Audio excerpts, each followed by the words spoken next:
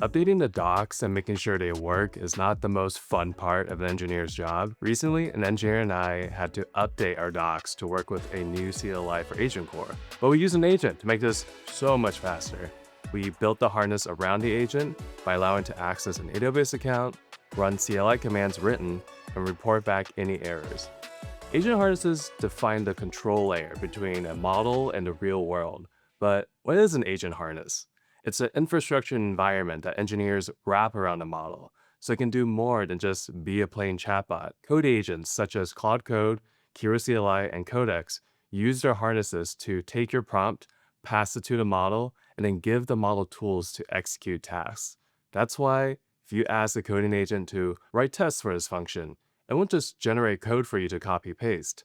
Instead, it'll have access to Bash in a sandbox, create a test file in your repo, paste the generated output, and then run to see if it works. The defining challenge for developers this year is how to build an agent harness that can stand the test of time if a new and improved model is released. While the model acts as the brain, the harness provides the hands, the infrastructure, and the memory that allow an agent to do real work. As models get smarter, our harnesses should get simpler. Over-engineering with rigid guardrails can really choke the system and create noise for the model.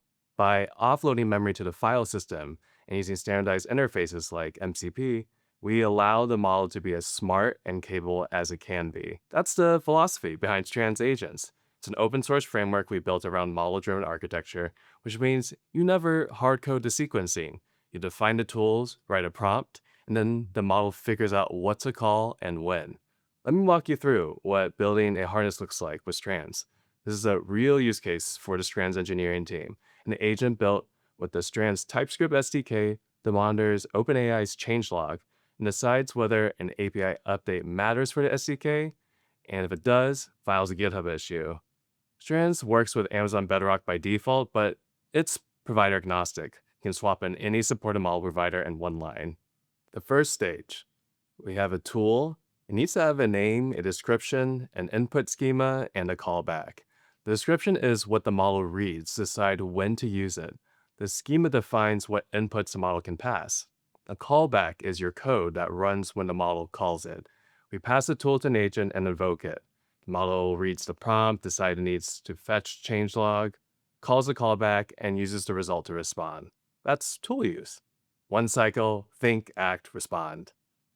Now the agent needs to make decisions. We're going to add two more tools. One classifies a changelog entry, one searches GitHub for duplicates. We'll have three tools all in one agent.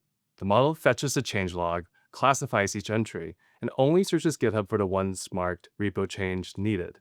There's no routing logic we have to build. The model reads the description and sequences the calls itself. The descriptions are how you steer the agent. If you write a vague description, you're going to get unpredictable behavior. Precise descriptions will lead to reliable tool selection. Notice the safeguard and classify entry. A new model slug alone is not repo change needed. That's a constraint we wrote in plain English. The model reads it and respects it at runtime. No middleware needed. We're going to also add two lifecycle hooks, before and after each tool call. Every decision the model makes gets logged. With these, you'd see the model fetch a changelog, classify each entry, and then only search GitHub for the ones it flagged. It skips the model launch because it applied the safeguard. If it classifies something wrong, you tighten the description. Debugging is just editing streams. Now the agent can act. One more tool, creating a GitHub issue using a structured template. Here's what the end result looks like, where we found an issue with the changelog, title follows a convention, body has a summary, usage sketch, and references. There's a template. The guardrail is in the description. Classify first, dedupe first, and then create. The template is enforced through the input schema. The model has to provide every field. That structure mirrors the issue we just looked at. All four tools running in this agent. Model fetches, classifies, skips what doesn't matter, dedupes, and files an issue, all from descriptions and the system prompt. There you have it, a Strands agent improving Strands. That's what a model-driven framework gives you. You're not locked into a particular model's strengths. You easily adjust the harness anytime. You don't need the best model to build a great agent. You need a model-driven harness that gets better every time the model does.